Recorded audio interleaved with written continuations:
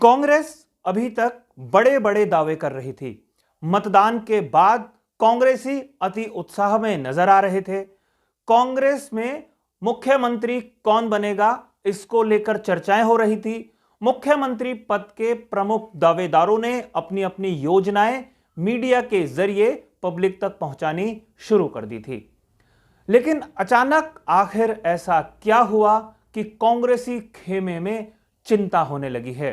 कांग्रेस के दो बड़े दिग्गज नेता संशय में आ गए हैं। क्या कांग्रेसी नेताओं को डर सताने लगा है?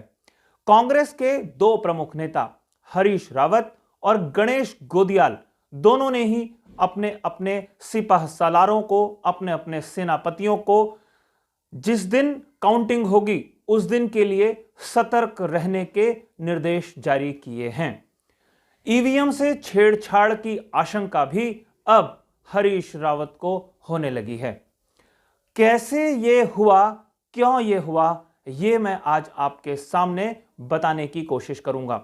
लेकिन अपनी चर्चा, अपनी खबर पर मैं आगे बढ़ूं उससे पहले मेरा आपसे आग्रह, अगर आपने अभी तक इस चैनल को सब्सक्राइब नहीं किया है तो इस चैनल को सब्सक्राइब आप जरूर कर लीजिए। नमस्कार, मैं हूं मनमोहन भट्ट। उत्तराखंड कांग्रेस के दो प्रमुख नेताओं को चिंता सताने लगी है। मतदान के बाद चिंता स्वाभाविक है, लेकिन जब मतदान के बाद उत्साह कांग्रेस खेमे में दिखाई दे रहा था तो उसके बाद यह चिंता क्यों गहरा गई? कांग्रेसी एक तरफ तो 48 सीटें जीतने का दावा कर रहे हैं, लेकिन दूसरी तरफ वो चिंताग्रस्त हो गए हैं। खुद प्रदेश के पूर्व मुख्यमंत्री, कांग्रेस के वरिष्ठ नेता हरीश रावत भी चिंता में डूबे हुए हैं। हरीश रावत का आज एक बयान कुछ अखबारों में दिखाई दे रहा है, डिजिटल एडिशन में, जिसमें वो आशंका जता रहे हैं कि आने वाले समय में जिस दिन मतगणना होगी उस दिन ईवीएम से छेड़छाड़ हो सकती है। इसलिए कांग्रेसी नेताओं को सतर्क रहने की आवश्यकता है। अचानक से कांग्रेसी खेमे में यह चर्चा होनी शुरू हो गई है कि ईवीएम के साथ छेड़छाड़ हो सकती है। ईवीएम यानी वोटिंग मशीन, वो मशीन जिसके जरिए आप मतदान करते हैं। एक बार फिर से कांग्रेसी खेमे में ईवीएम पर सवाल उठना जब शुरू हुआ है तो उसके कुछ मायने समझ में आते हैं। उन मायनों को भी मैं आपको बताऊंगा, लेकिन उससे पहले एक और नेता की मैं चर्चा करता हूं। गणेश गोदियाल ने बकायदा अपने सोशल मीडिया पेजेस पर लिखा है कि तमाम जिला अध्यक्ष इस बात को सुनिश्चित करें कि मतगणना वाले दिन तक वो पूरी सतर्कता बरतेंगे। उनका भी इशारा इसी तरफ है कि कहीं ना कहीं छेड़छाड़ हो सकती है, चाहे वोटिंग मशीन हो और चाहे मतपत्रों की गिनती हो। तो इसके लिए कांग्रेसी खेमे को सतर्क रहने के दिशा निर्देश कांग्रेस के दो प्रमुख नेताओं ने दिए हैं। अब बात करते हैं कि आखिर कांग्रेसी नेताओं को यह डर क्यों सताने लगा है। वास्तव में जब मतगणना अभी हुई नहीं है तो फिर यह डर कैसे हुआ है? जब मतदान हुआ उसके बाद कांग्रेसी खेमे में अति उत्साह देखा गया। कांग्रेस का जो उत्तराखंड का मुख्यालय है वहां पर जश्न का माहौल देखा गया। कांग्रेस के वरिष्ठ नेताओं ने अपनी अपनी योजनाएं भी बतानी शुरू कर दी।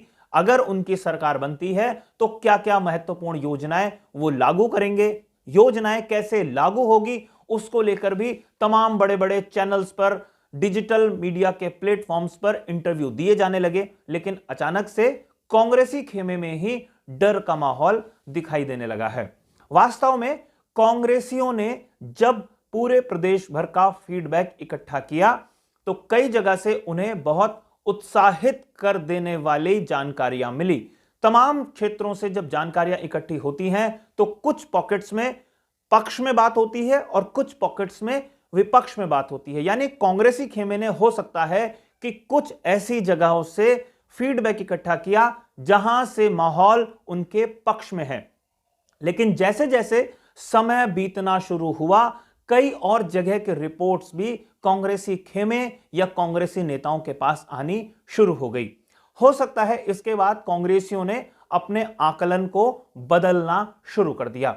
अभी तक हम लोग बीजेपी खेमे के भीतर के घमासान की चर्चा कर रहे थे और कांग्रेसी भी इसी बात को लेकर, इन्हीं बयानों को देकर, भारतीय जनता पार्टी की भीतरघात को देखकर मजे ले रहे थे। लेकिन हो सकता है कांग्रेसी खेमे में भी कई ऐसी जगहों से फीडबैक आ रहा है कि उनके क्षेत्रों में भी स्थिति बहुत बेहतर नहीं है।